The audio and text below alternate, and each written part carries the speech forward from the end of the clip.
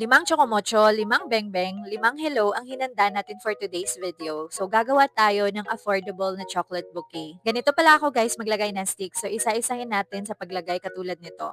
Make sure nyo lang na i-follow kung paano ko nilagyan ng scotch tape para hindi pa uga-uga yung chocolate nyo.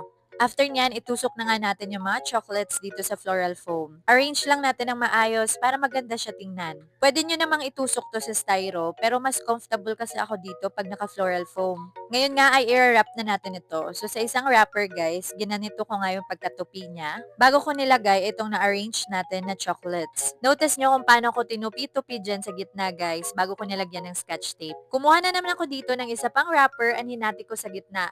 Tapos ginanito ko siya pagtupi para makatipid tayo guys sa wrapper. So dito guys ay lalagyan ulit natin siya ng scotch tape. Ganitong process din ang gagawin natin sa kabila. So itupi lang guys and then after natupi ay itaas siya ganyan. Para sure talaga kayo guys na equal sa kabila yung pagtupi nyo, huwag nyo munang i-scotch tape yung left side. Bali, sukatan nyo muna yun kung same na ba sila. Ako kasi tinatansya-tansya ko na lang kasi namamata ko na yung sukat nila.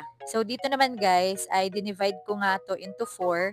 Pagkatapos guys ay itutupi ko ng katulad nito. Pinagtagpo ko nga yung bawat end nito guys and then lalagyan ng scotch tape dito sa gitna. Babalik ta rin and then dito guys sa may gitnang part ay gaganituhin tapos ifa-flat dyan. After nyan guys ay i-gather nga natin katulad nito bago natin lagyan ng scotch tape. So gumawa ko dito ng 4 na pirasong ganito.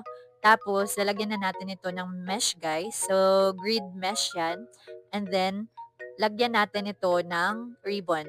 So, sa paglagay natin ng ribbon, guys, pwedeng ganito yung process nyo or yung ribbon na parang madami siya. Meron akong tutorial nun, pero dito kasi, guys, yung halaga ng chocolate bouquet na to ay 350. So, hindi natin gagamitan ng ganon. By the way, guys, itong bouquet pala na ito ay order sa atin ng isang ina para sa kanyang anak na nagbe-birthday. Malapit na pala tayong matapos and ito na nga yung result. So, happy birthday, Alzen! Thank you for watching, guys! Bye!